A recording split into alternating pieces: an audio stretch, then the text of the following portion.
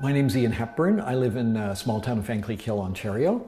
I've been a music teacher for many years, many years, and in the last 5 years I've been working in schools in my own area. And I've been using a lot of my own background, which of course is music, obviously, and I'm a weaver in a part life, and I'm very interested in the practice of Zen practitioner.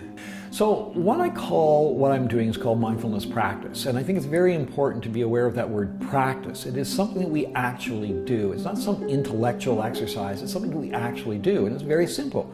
We sit and we feel the breath.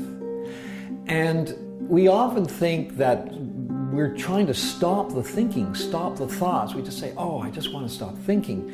It's not possible to stop the thinking unless we're dead. We're always thinking. There's nothing wrong with that. But there's a wonderful story that I heard by a great teacher, and he said it's perfectly fine to think, but think of it this way. Joke. Think of it this way. We allow our thoughts to come in the front door, and we allow them to go out the back door. We just don't invite them for tea. Mindfulness practice is good for everybody at any time.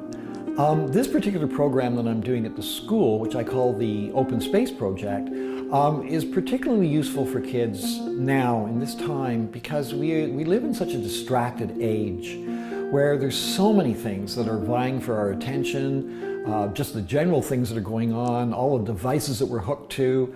And so rarely do we ever just sit down and just quietly feel the breath and become aware of the totality of ourselves. And when I say totality, I don't want to sort of fly off into a term, but just the totalness of what we are as human beings.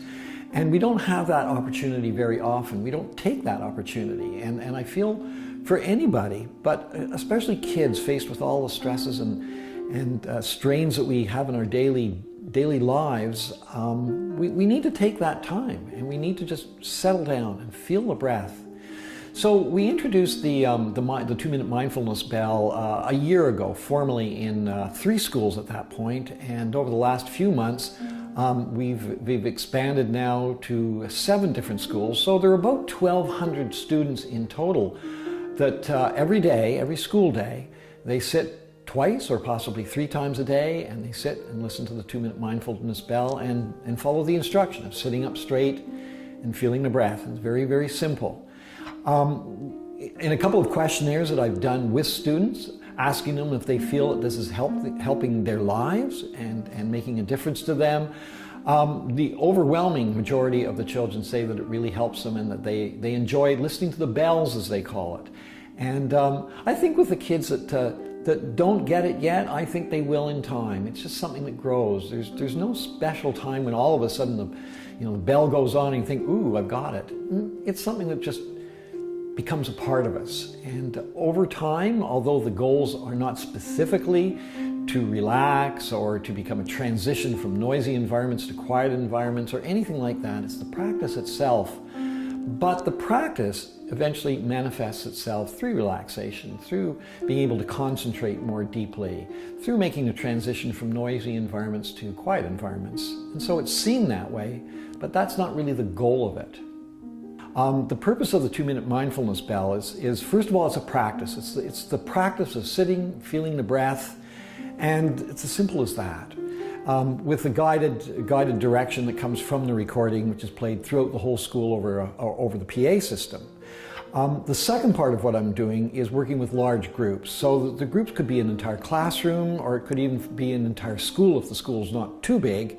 And that is a series of 20 minutes that is comprised of 5 minutes of guided breathing, 5 minutes of a modified Tai Chi, 5 minutes of mindfulness practice, and then ends with a 5-minute musical meditation. This message that I'm bringing of just sitting quietly and feeling the breath and changing the labels that we put on ourselves. So many kids have a label of I'm a loser. So many of the kids that I see on a one-to-one basis are labeled with I'm a loser. And that needs to be changed because that goes nowhere that's good. And so through the feeling of the breath and the simple exercises that we do, we feel at peace in ourselves and we know that we're not losers, that we are in fact winners. We are perfect.